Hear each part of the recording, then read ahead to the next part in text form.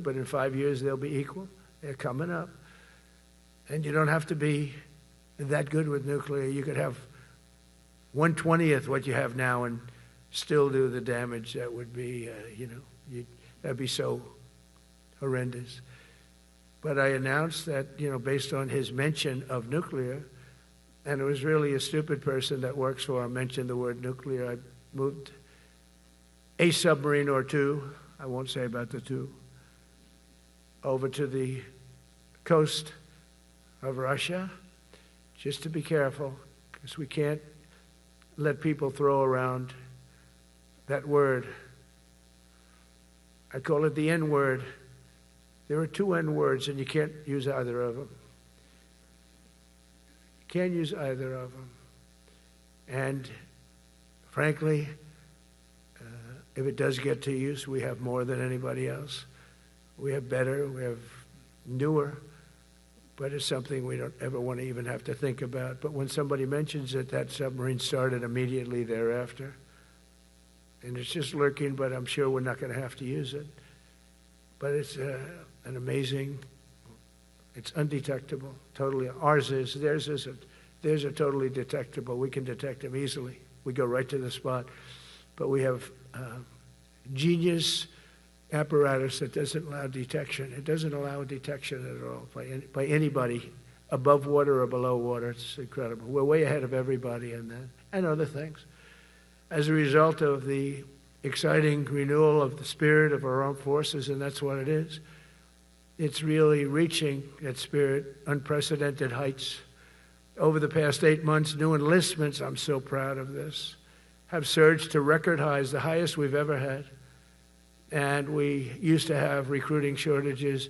If you remember, about a year and a half ago, I was at the beginning stage of a campaign, and things came out that you couldn't get people to join the armed forces. And by the way, the police also. Fire department. I always put the fire department in because they're great. They're great. And I got 95% of their vote, too. That helps. When you get 95% of their vote, you always have to mention them. But they're great. And they're brave in our inner cities, which we're going to be talking about, because it's a big part of war now. It's a big part of war. But the firemen go up in ladders, and you have people shooting at them while they're up in ladders. I don't even know if anybody heard that. And I said, don't talk about it much, but I think you have to. Our firemen are incredible. They're up in one of these ladders that goes way up to the sky, rescuing people, and you have animals shooting at them, shooting bullets at firemen that are way up in death territory. You fall off that ladder, it's over. It's over. They don't even have to inspect you when you hit the ground. And you have people shooting bullets at them in some of these inner cities. We're not going to let that happen. So I always mention the firemen because that's actually a big problem we have. They are unbelievable. Like you, they're unbelievable people. For the first time on record in 2025, the Navy, Air Force, and Space Force all met or surpassed their recruiting goals 3 months early. That never happened before. And the Army did even better. Congratulations, Army. They met everything. And these were the highest standards because we're making it larger. So these were much higher standards than you had 4 years ago, 3 years ago, during the sleepy Joe Biden era. And the Army did it 4 months early. And you remember, a year and a half ago, they said the big stories that we're way behind with the Army, Air Force, the Navy, the Marines. We're way behind, Coast Guard. And even Space Force. I love Space Force because that was my creation. You know, when you create something, I love it. And the people we put in there were good. I got that right. We put in great people initially, and we've really dominated. We really dominate in that sphere now.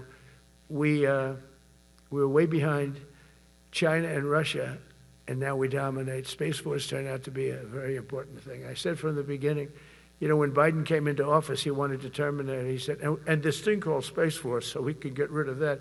And he got hammered by the people in this room for even suggesting it, because it's very important, one of the most important. And as time goes by, it'll get more and more important. But we're now at 106% of our recruiting targets for the year, and that's the best in far more than a generation. And for the Marines, morale is so strong that the Marine Corps will meet its 2026 retention targets before the end of October, which never happens. And that's the earliest it's ever happened in the history of our country. And it makes you feel good, you know. I felt guilty. I'd go make a speech in front of never people like you. You are the leaders. But people, soldiers. And I felt embarrassed because there'd be stories about, you know, we couldn't fill up our Army, Navy, Air Force. We couldn't fill them up. And it was headlines. It was during Biden's 4 years. The auto pen. I call them the auto pen. It's, how would you like to have your thing signed by an auto pen? You know, when I have a general and I have to sign for a general because we have beautiful paper, the gorgeous paper, I said throw a little more gold on it. They deserve it. I want the A paper, not the D paper. We used to sign a piece of garbage. I said, this man's going to be a general, right? Yeah. I don't want to use this. I want to use the big, beautiful, firm paper. I want to use the real gold writing when you talk about the position, and they're beautiful. And but how would you like to have that where some kid sitting in the back office is having it signed with an auto pen? I thought about it, and I thought about you people first, admirals, generals. I said, somebody works his whole life. He gets into maybe the academies or wherever, but however you got there, and you go through years of work, and now you become an admiral or a general or whatever. And when you do, the President of the United States signs your commission, as you know, and that commission is beautifully displayed. And I sign it. Actually, I love my signature. I really do. Everyone loves my signature. But I signed it very proudly, and I always think to myself, how can you have an auto pen sign this? It's just so disrespectful. To me, it's just totally disrespectful. And it turned out that almost everything he did was signed by auto pen, except for when he gave his son, Hunter, pardon. He signed that one. And that's actually the worst signature I've ever seen. That was the bad. The auto pen looks much better. But as leaders, our commitment to every patriot who put on the uniform is to ensure that American military remains the most lethal and dominant on the planet, not merely for a few years, but for the decades and generations to come, for centuries. We must be so strong that no nation will dare challenge us, so powerful that no enemy will dare threaten us, and so capable that no adversary can even think about beating us. And we've had it recently. I had India and Pakistan were going at it, and I called them both. And in this case, I used trade. I'm not going to trade with you. You start two nuclear nations, big nuclear. No, you cannot do that. I said, yes, I can. You go into this frickin' war that I'm hearing about. You know, actually, they just shot down 7 planes. 7 planes, it was starting. There's a lot of bad blood. And I said, you do this, there's not going to be any trade. And I stopped the war. It was raging for 4 days, but that was just the beginning. And we stopped it. It was a great thing. And the Prime Minister of Pakistan was here, along with the Field Marshal, who's a very important guy in Pakistan, and he was here 3 days ago. And I didn't even realize it as beautiful as he said it, but he said that to a group of people that were with us, 2 generals, but a group, he said, this man saved millions of lives because he saved the war from going on, and that war was going to get very bad, very, very bad. President Trump saved millions and millions of lives. That was a bad war. And I was very honored. I loved the way he said it. Susie Wiles was there. She said that was the most beautiful thing. But we saved a lot of them. Saved a lot of them. Even in Africa, we saved the Congo with Rwanda. They've been fighting for 31 years, 10 million people dead. I got that one done. And very proud of it. So if this works out, we'll have 8 in 8 months. That's pretty good. Nobody's ever done that. Will you get the Nobel Prize? Absolutely not. They'll give it to some guy that didn't do a damn thing. They'll give it to a guy that wrote a book about the mind of Donald Trump and what it took to solve the wars. And he'll get the Nobel Prize will go to a writer. No, but well, let's see what happens. But it's be a big insult to our country. I will tell you that. I don't want it. I want the country to get it. But it should get it because there's never been anything like it. Think of it. So if this happens, I think it will. I don't say that lightly because I know more about deals than anybody. This is what my whole life was based on. And they can change, and this can certainly change. But we have just about everybody. We have one signature that we need, and that signature will pay in hell if they don't sign. I hope they sign for their own good and we create something really great. But to have done 8 of them is just like such an honor. And then we have Putin and Zelensky. The easiest one of them all. I said, that one I'll get done. I thought that was going to be first. The other was much harder, some of them. Azerbaijan this was going on for 36 years. They said, it's not solvable, sir. Don't do it. I said, I will do it. I will do it. And I got on the phone with the 2 countries. They were great. They were great. I knew immediately. I knew as soon as I started talking to them, we're going to solve that war. We did. Now they're so happy. Now they're friends. One said he's been president for 32 years, 22 years. He said, for 22 years, I did nothing but kill his people. They were in the room together at the Oval Office. And they started off spread like this. I have the beautiful Resolute desk.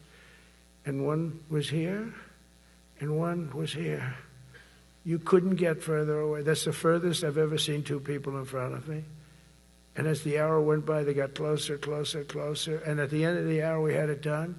And they hugged and hugged and hugged. And I said, that's so nice, and you're going to remain friends. And I spoke to them, one of them the other day. He said, no, he's now my friend.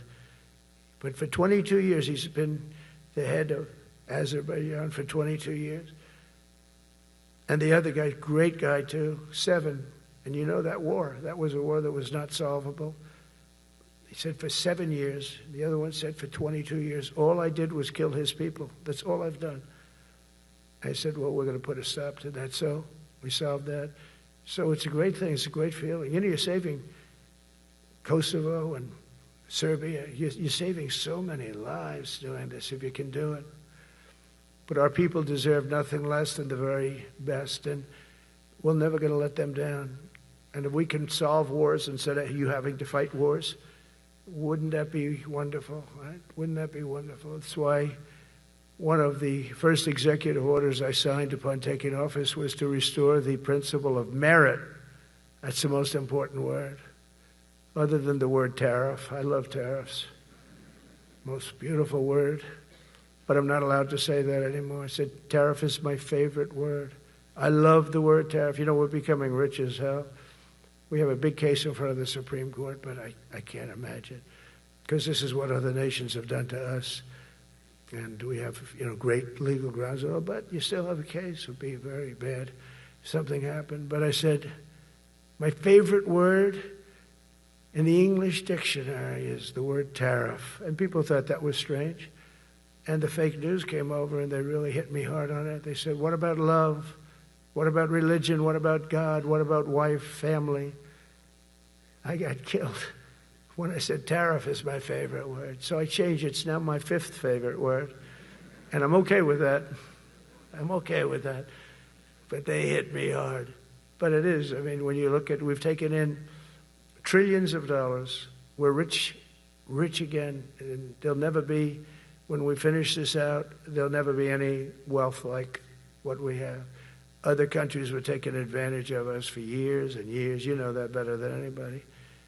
And now we're treating them fairly. But the money coming in is, we've never seen anything like it. The other day they had $31 billion that they found. $31 billion.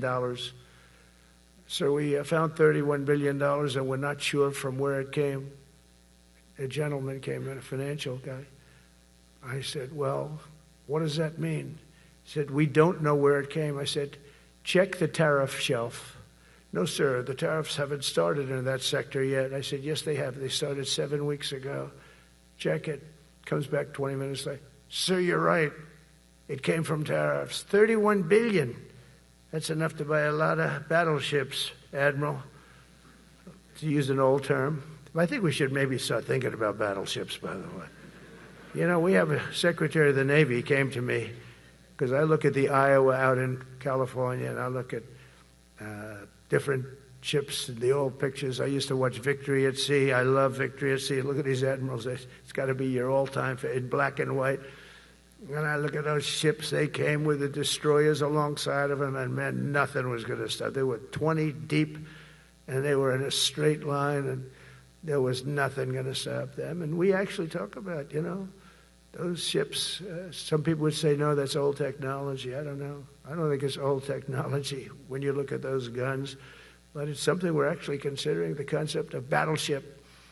Nice 6-inch sides, solid steel, not aluminum that melts if it looks at a missile coming at it. It starts melting as the missile's about 2 miles away.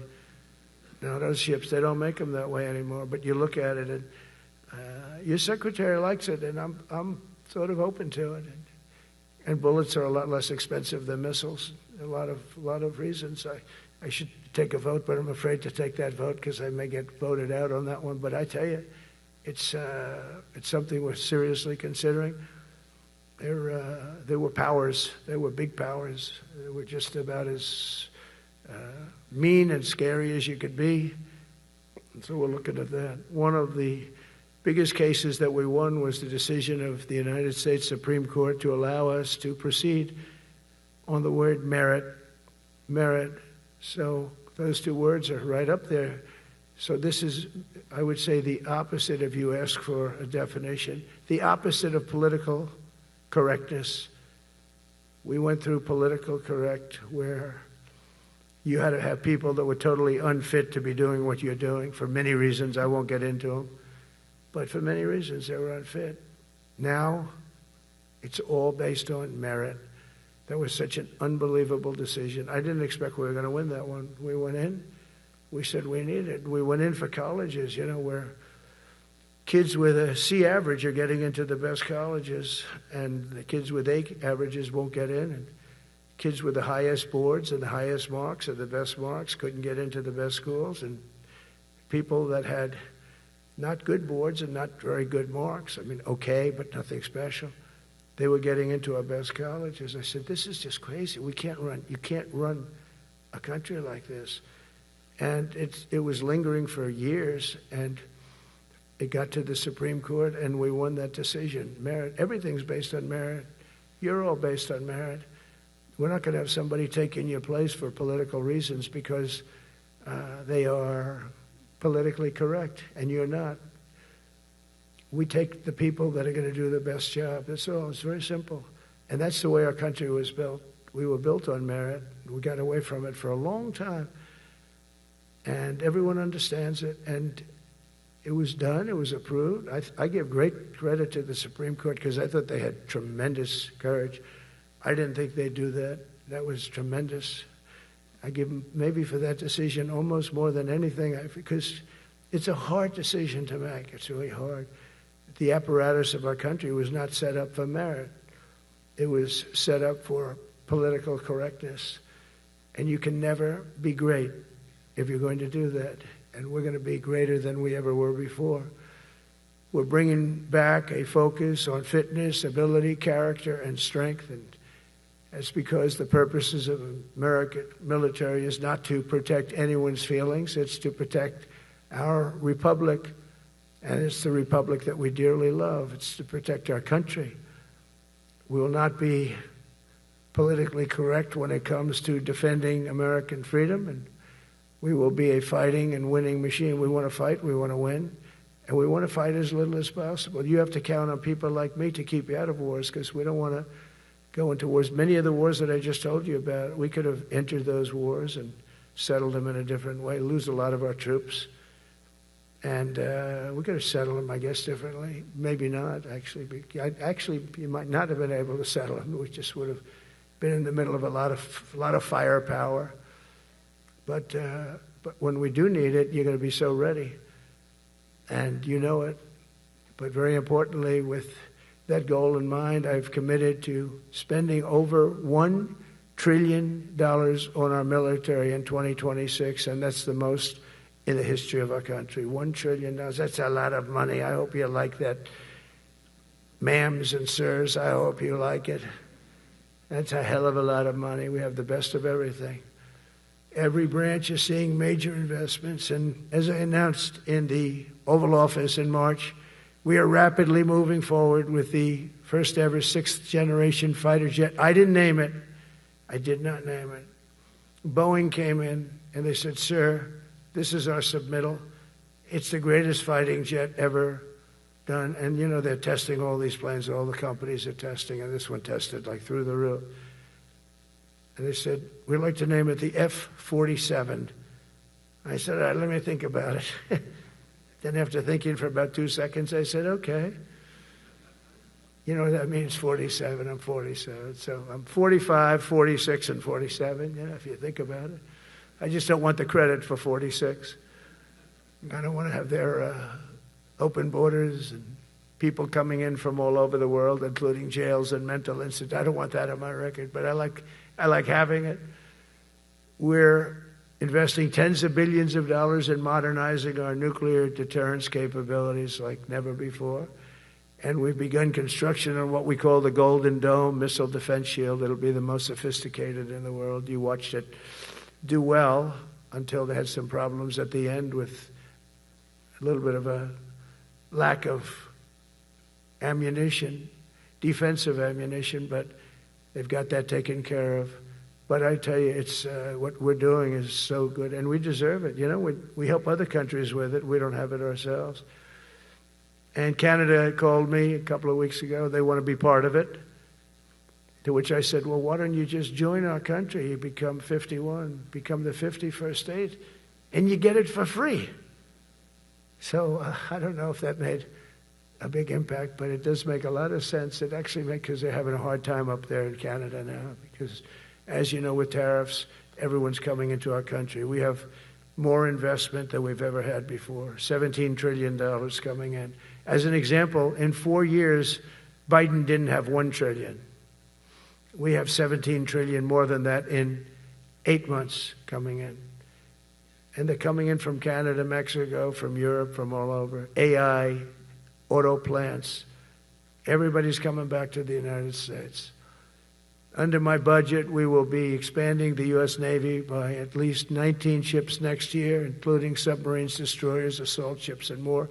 And it's going to be much more than that as we go along, because we basically don't build ships anymore. We do build submarines, but we don't build ships. Do you know in the Second World War, they were freighters and different types, but we were doing a ship a day, and now we don't do ships. And I'm not a fan of some of the ships you do. I'm a very aesthetic person, and I don't like some of the ships you're doing aesthetically. They say, "Oh, it's stealth." I said, "That's not stealth. An ugly ship is not necessary in order to say you're stealth."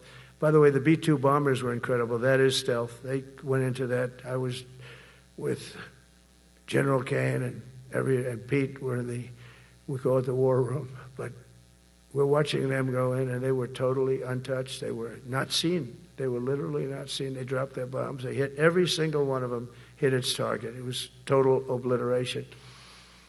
CNN, when we came back, fake news CNN, oh, their camera just went off. You know, their camera, every time I mention them, they turn the camera off because it's never good.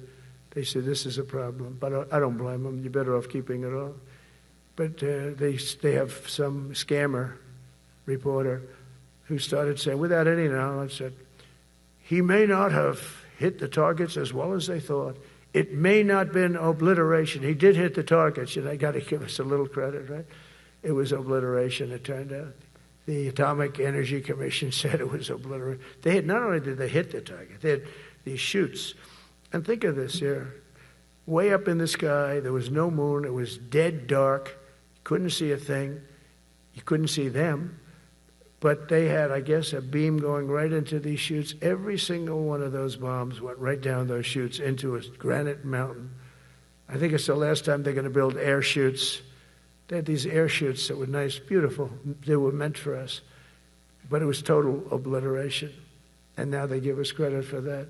But these people were phenomenal. I tell you, for the Air Force people here, you can be very proud. That B-2, we just ordered a lot of new ones and updated ones, but I'd take the other ones. Let me tell you, they couldn't have worked any better.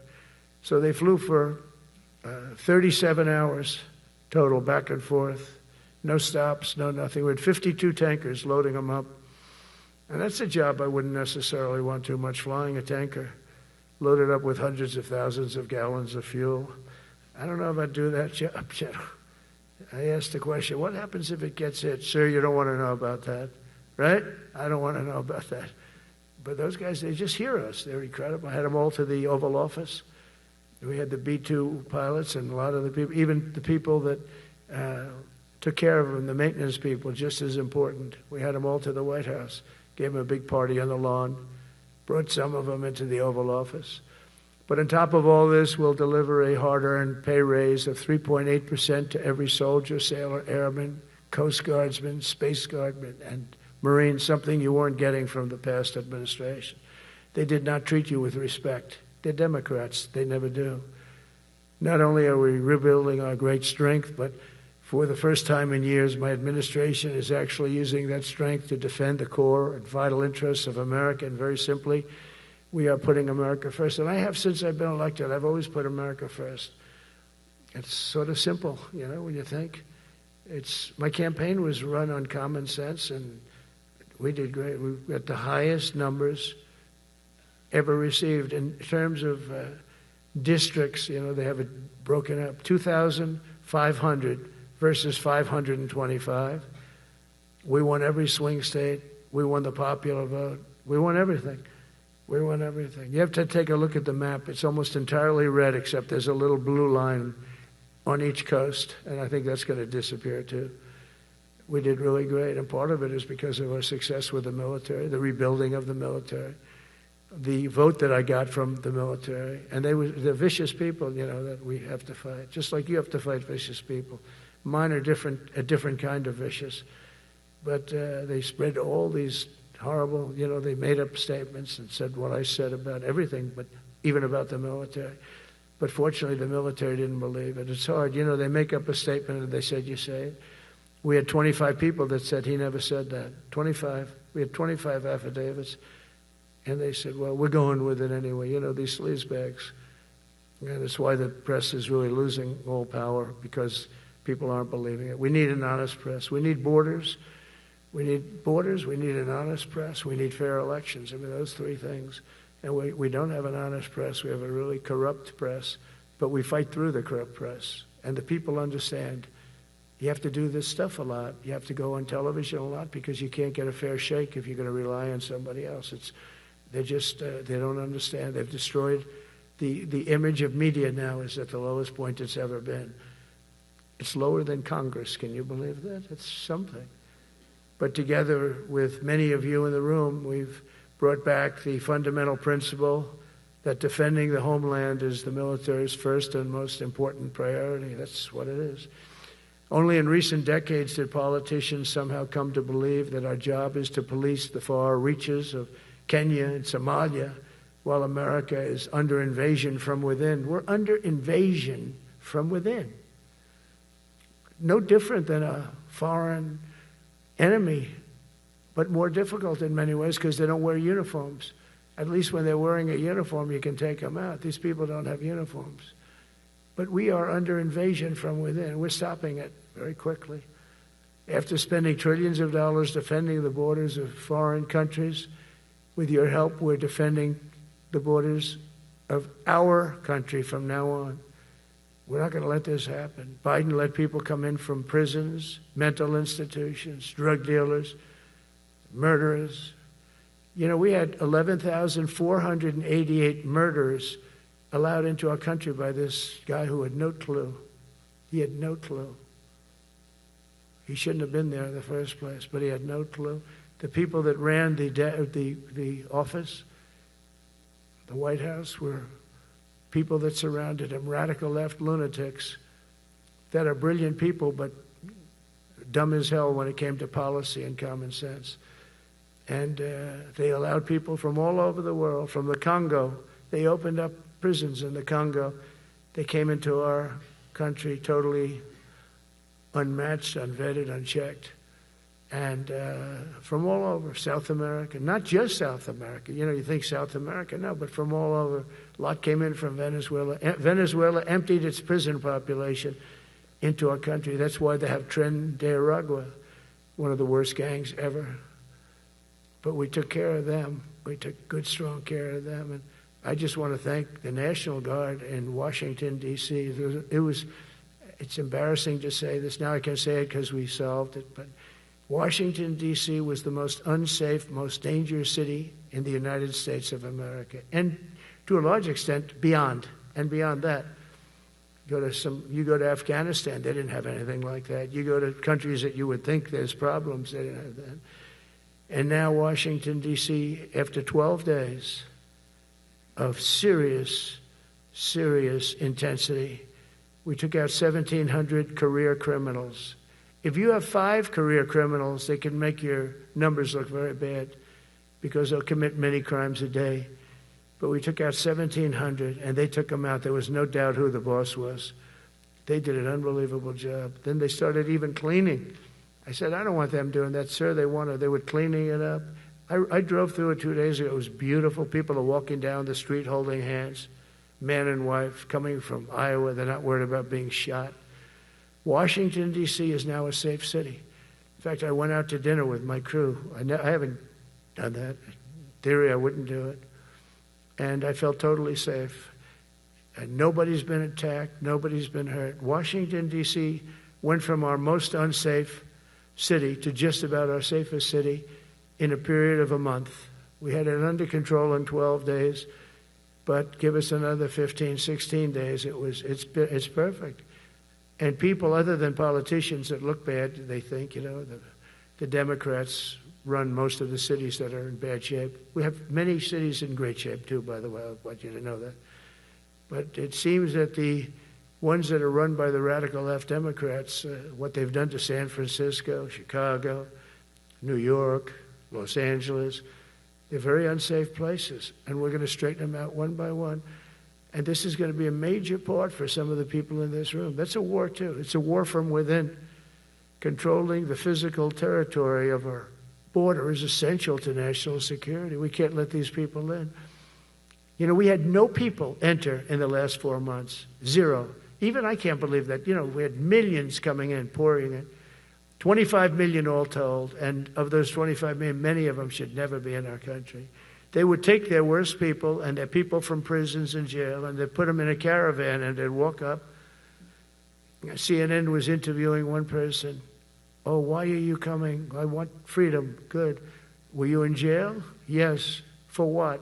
Murder. He said, you had to see this anchor, a young woman. She's like, I couldn't believe. She'll probably lose her job. But because the left doesn't want to hear that. But we're running it based on common sense and based on love of our country. But I want to salute every service member who has helped us carry out this critical mission. It's really a very important mission. And I told Pete, we should use some of these dangerous cities as training grounds for our military, National Guard, but military. Because we're going into Chicago very soon. That's a big city with an incompetent governor, stupid governor, stupid. They threw him out of his family business. He was so stupid. I know the family. He becomes governor. He's got money. Not money that he made, but he ran for governor, he won, and now he criticizes us all the time. And last week they had 11 people murdered, 44 people shot. The week before that they had 5 people murdered, 28 people shot. Every weekend they lose 5, 6. If they lose 5, they're considering it a great week. They shouldn't lose any. You shouldn't lose any. This is civilization. And he's always up there saying, we're in very good shape. We don't need the military. No, they need the military desperately. How about Portland? Portland, Oregon, where it looks like a war zone. And I get a call from the liberal governor. Sir, please don't come in. We don't need you. I said, well, unless they're playing false tapes, this looked like World War II. Your place is burning down. I mean, you must be kidding. Sir, we have it under control. I said, you don't have it under control, Governor, but I'll check it, and I'll call you back. I called her back. I said, this place is a nightmare. Probably, it's certainly not the biggest, but it's one of the worst. It's brutal. They go after our ICE people, who are great patriots and tough job too, but they love it. They love it because they're cleaning up our country. And so you look at some of the things where they took over parts of Seattle. They actually took over a big percentage of Seattle. Think of that. You remember that. That was a while ago. And I sent in the troops and they were gone as soon as I sent them in. Oh, when we send in the troops, if you have a real leader that says you got to do what you have to do, I put that out the other day. You got to do what you got to do because we don't want our people hurt as they stand by. I was watching during Biden, there were troops standing up like this, brave, standing up at attention, the way I should stand all the time. And I'm like this, and people are standing, and their mouth is this far away from their mouth, and they're spitting at them, and they're screaming at him. And that soldier standing there, he wants to knock the hell out of the person, but he's not allowed to do anything. So they just stand there and they get abused. And a woman was this far away from his face, and she starts spitting in his face, and he's not allowed to do anything. If it's okay with you, generals and admirals, I've taken that off. I say, they spit, we hit. Is that okay? I think so. They spit, it's a new thing. They spit, we hit. How about the cars where the cars are coming out? They get brand new cars, Border Patrol, ICE, beautiful, nice new cars. And they're driving along and they have to go through a gauntlet of rocks being thrown at the car. So here's this beautiful brand new car. By the time it goes 100 yards, it's destroyed. These guys have pretty good arms, some of them. And they're throwing bricks at full force into the window and into the car. It looks like it's a war zone. And I said, never let that happen again. From now on, if that ever happens, and I say it here, you get out of that car and you can do whatever the hell you want to do. Because those people are you can die from that. Those bricks go through the windows. You can die. They'd like it to. They'd like it to go through the window. But this was a couple of months ago. They just kept driving, and bricks are hitting the car. And I said, why aren't they stopping? Because they were under orders from the past administration, never stop. But that's different with us. We stop. And since I gave that order, we haven't had that problem. It's very interesting. It's amazing. It's just like in Venezuela. You've seen the boats going. We can't find any more boats. They're carrying drugs, massive. Every boat kills about 25,000 people. That's what they have. They had fentanyl mostly and a lot of other drugs. And we take them out, and we've taken out 4. And it's on air. Everybody gets to see it. Not that we like to do that, but every boat kills 25,000 on average. 20. Some people say more. You see these boats just stacked up with bags of white powder. That's mostly fentanyl and other drugs too. And now we have a problem. General Kane says, sir, there are no boats out there. Not even fishing boats. They don't want to go fishing. I don't blame them. There'll be no fishing today. But it's amazing what strength will do, because all we want to do is stop drugs from flowing into our country. It's destroying. We lost 300,000 people died last year. Everybody knows friends, many friends probably, that you lost a child, or adults too, but you lost a son or daughter because of what's coming into our border. And we're making it very hard. Oh, and we haven't even started yet. Last month I signed an executive order to provide training for quick reaction force that can help quell civil disturbances. And this is going to be a big thing for the people in this room, because it's the enemy from within, and we have to handle it before it gets out of control. It won't get out of control. Once you're involved at all, they all joke. They say, oh, this is not good. You saw it in Washington. We had gangs of Tren de Aragua with 10, 12, 15 kids. And these military guys walk up to them, and they treat them with disrespect, and they just got pounded. They just got pounded. The gang just pounded. Then thrown into paddy wagons and taken back to their country. Some are so dangerous we don't want to even do that, because we don't want to. Some of stone cold murderers, we don't have the confidence. Even though they're not coming back very easily, we don't have the confidence. We put them in jails.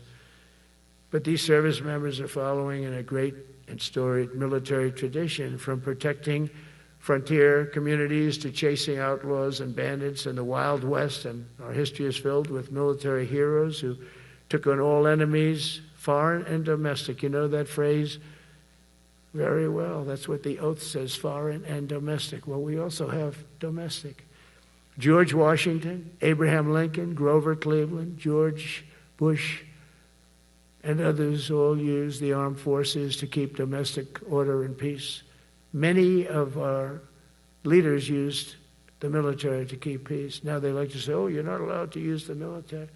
And you know what the people say? The people in those cities where they're being raped and shot and beat up, you know what they say? We love the military. You ever see where they interview the people on the street?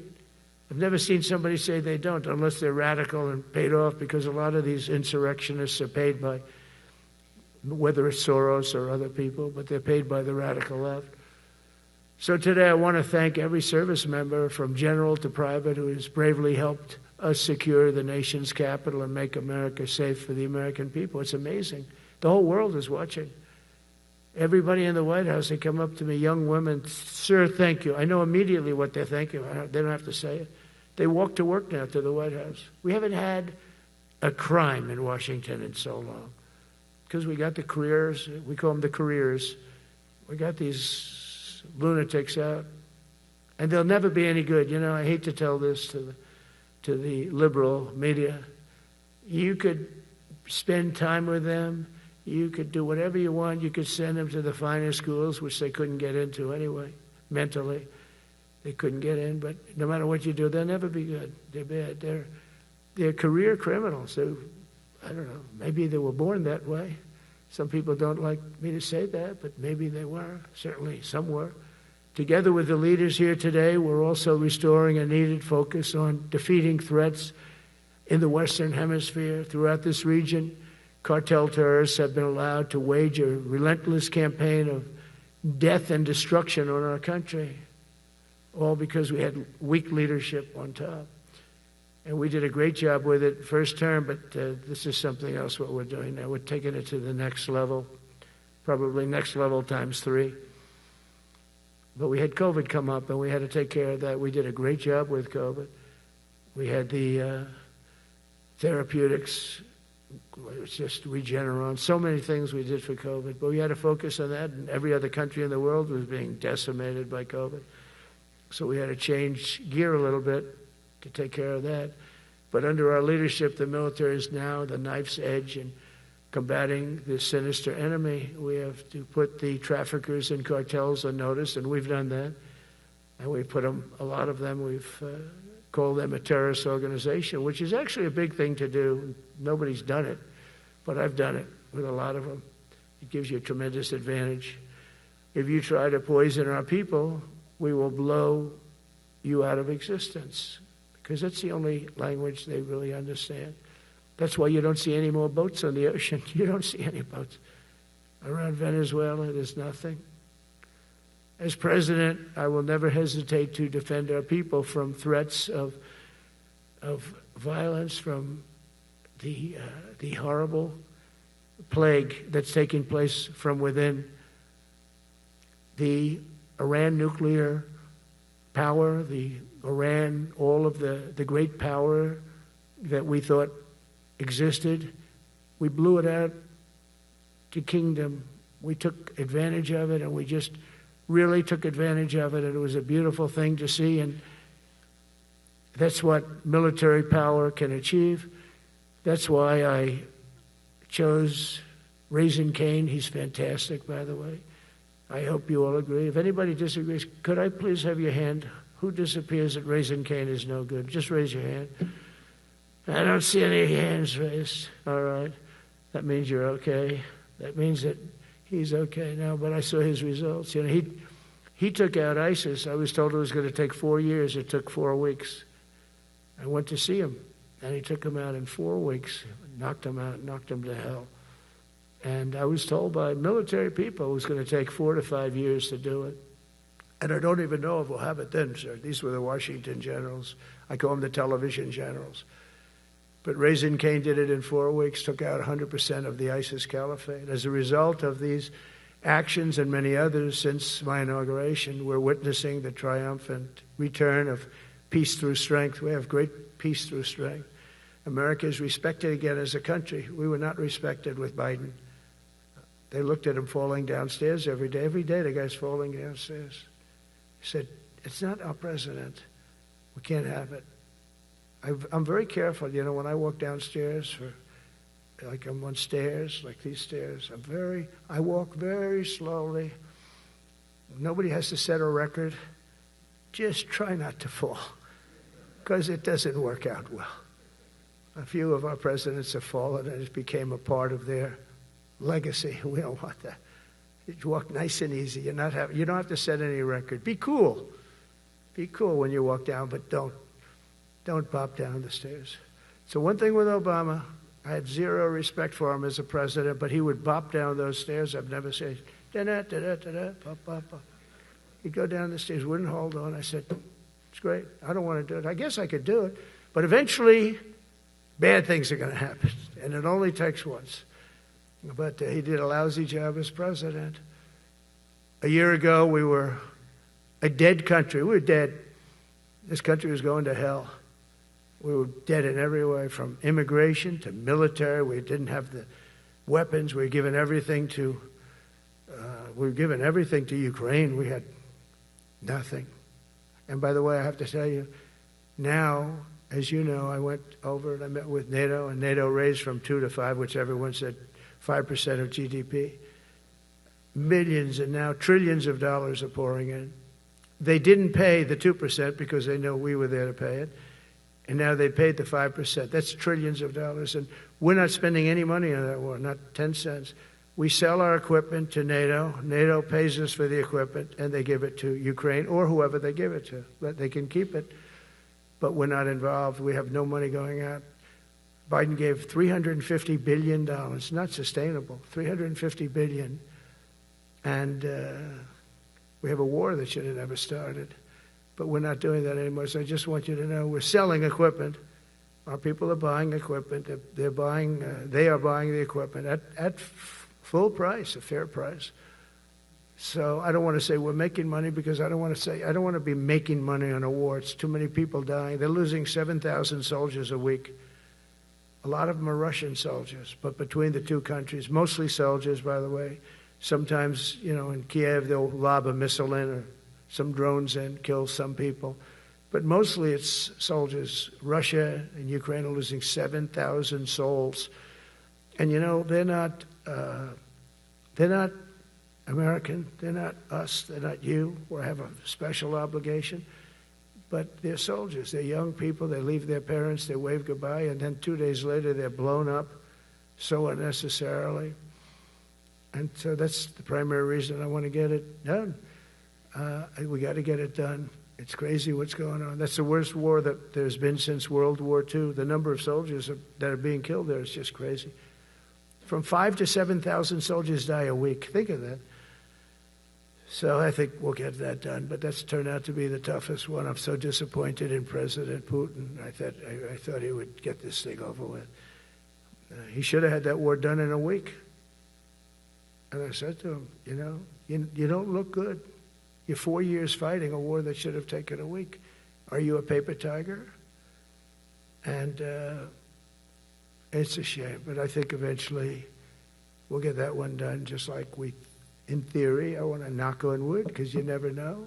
It's like we're going to have the Middle East done, which is actually a much harder thing to do. I mean, thousands of years.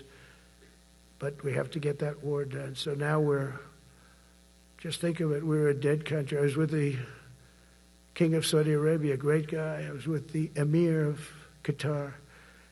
I was with the great leadership of UAE. I was over there. We brought back $2 trillion and more. They ordered 200 planes, Boeings. They ordered so much, and they were great. But they all said essentially the same thing. They said, 1 year ago, you were a dead country, and now you're the hottest country anywhere in the world. We're the hottest country in the world right now. The absolute hottest country in the world. There's nobody even close. Putin said that to me. We met in Alaska, had a good meeting. Then he went back and started sending drones into Kiev. I said, I thought we had a good meeting.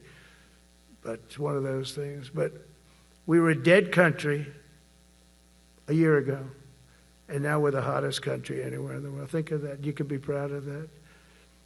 And you must have felt like hell when you have a wife or a husband at home, and you used to read the numbers that we can't get people to join the Army, Navy, Air Force, Marines, Coast Guard.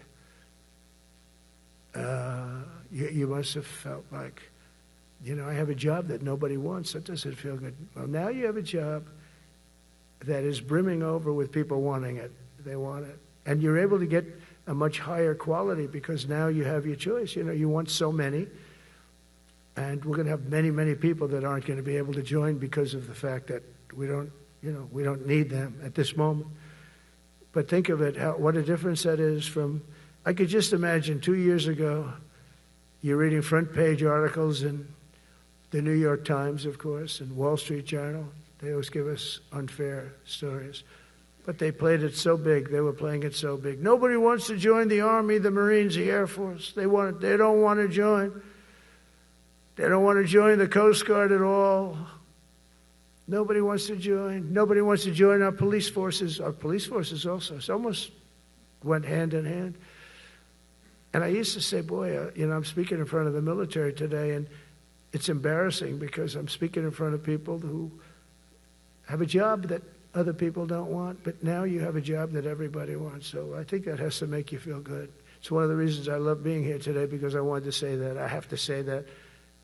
Everybody wants to be in the Army, the Navy, the Air Force, the Marines.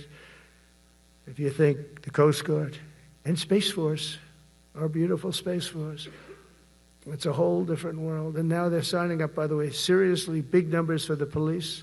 Dangerous job, isn't it? Huh? Fire department. But that's the paving the way for progress once thought almost impossible. I mean, a year ago, you wouldn't have thought that was possible. A year ago, they were talking about making the military smaller because they can't get the people to join. We're thinking about making it larger because we have so many people. And it's nice to be able to cut people because of merit that aren't really qualified for any reason, a physical reason, a mental reason. You don't have to take them anymore because you have the pick of the litter. And they all want to be with you. They all want your job. They want to be with you. They want to work with you. They'll even take your job, Got to be a little bit sharp. You got to watch it. But everybody wants to be doing what you're doing now. What a difference. When I speak to you, and I can say that as opposed to a couple of years ago when I was talking to rooms where they were desperate to get people and they couldn't get them. What a difference a presidential election can make. That's all it is. It's just a presidential election. Yesterday at the White House, we put forward a plan for peace in Gaza. We announced it, and we're going to create something that was my idea, but unfortunately I got drafted. It's going to be called the Board of Peace, and it's going to reign over that territory, and we're going to get that done. And they asked if I'd be the chairman of the Board of Peace. I wasn't counting on that. I had the idea for the Board of Peace. But I said yes, and I guess because of that, every leader, everybody wants to be on the Board of Peace. And we're going to watch over that very volatile part of the world and keep it non-volatile so you don't have to get involved. We want to save you for other things or save you for nothing from that standpoint. We don't want you fighting wars, but if you have to, you're the most lethal fighting force in the world. And I would say that even 2-3 years ago, but now I say it with great enthusiasm. It's so true. And we're striving tirelessly to end the terrible war in Ukraine. And as you know, we're also working hard to get the allies to share more of the burden of our defense. Much of that has really already taken place. But all NATO members have committed to the increase that I talked about. Think of that. That was unthinkable. It used to be 1%, then we got it up to 2% in my last term. And they did not like it. And now I got it to 5%, and I get along great with all of them. In fact, they call me the president of NATO. I said, I don't think so. But they're great. They're great people, and they're spending a lot of money, and a lot of money that they should have been spending in the past. But I think Putin was a wake-up call for them, really. We're now selling large quantities of American-made weapons to NATO, and we're getting really fair pricing. We're making a lot of money. It's my hope that from Europe to Asia to the Middle East, our allies will make similar commitments to increase their military capabilities. And this will greatly strengthen our alliances, and also it will make war far less likely. You know, if you're a strong presence like we are such a strong presence now. And I go around bragging about that. I said, we have the strongest military anywhere in the world. I say it. You never heard Biden say that. Never heard him say anything. But you never heard him say, did you ever hear him say, we have the strongest military? He doesn't say that. I say it. We have the strongest military anywhere in the world. We have great leadership. And I'll tell you, Pete and General Kane, all of the people that I've met that have been lifted up in rank. And we got many of them out of here, too. I'll be honest with you. Didn't like doing it, but we got many of you out of here because we weren't satisfied. We know everything about everybody.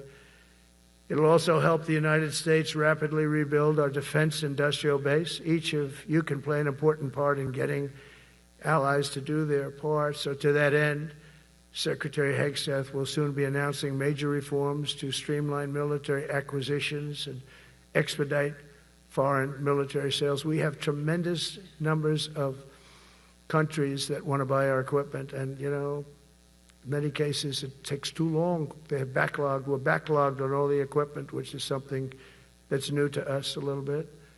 And I told those companies, you better get your ass going, because we're selling you a lot of equipment. We're getting countries to buy your equipment. You got to produce the equipment. Some of the countries, I'm not going to mention, but some of the countries are buying a lot. And that's a good thing. They're on our side 95%. I'll never say 100% because they can always turn, right? You know about that.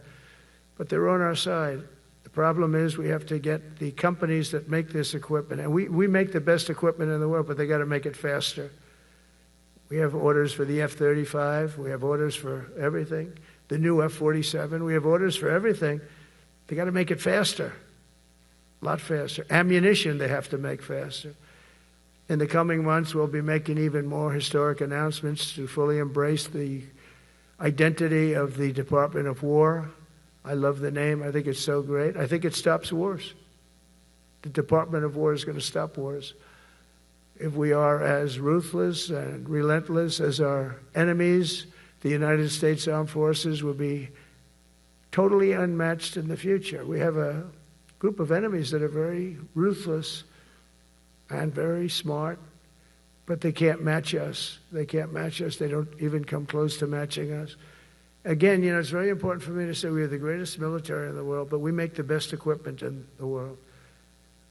I watched our anti-missile missiles. I watched our Patriots just knock things out like a needle, hitting another needle on the stage. There's a needle up there, and you send another needle up, and it hits it every time. During the war, we went 14 for 14. We had 14, this is with Iran, we had 14 missiles coming at us. All 14 were knocked out of the sky, every one of them.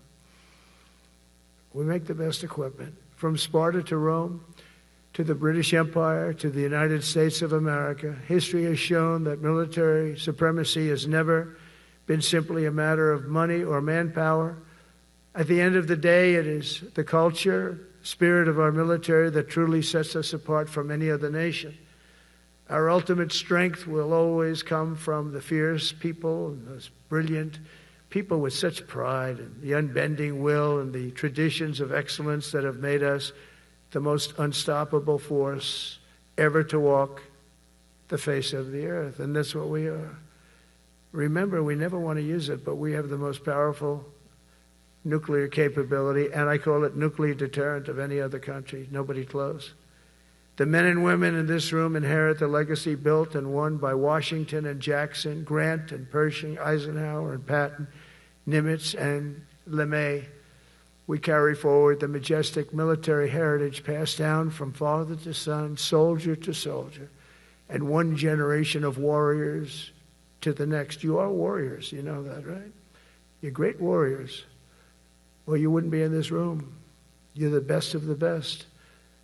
From Concord Bridge to Fort McHenry, from Gettysburg to Manila Bay, from Normandy to Sicily, and from the jungles of Vietnam to the dusty streets of Baghdad, America's military has charged into hellfire, climbed up jagged mountains, crossed roaring oceans, and thundered across open deserts to defend our flag, our freedom, and our homeland.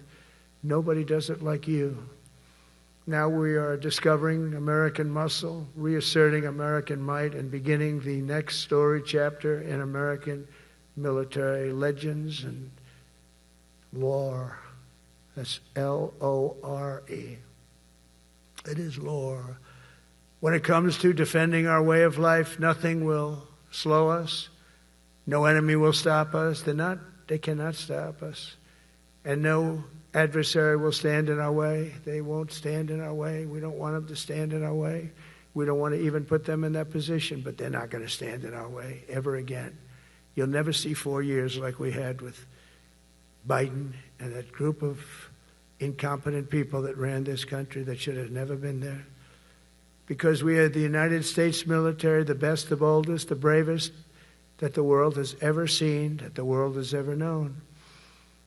With leaders like we have right here in this beautiful room today, we will vanquish every danger and crush every threat to our freedom in every generation to come, because we will fight, fight, fight, and we will win, win, win.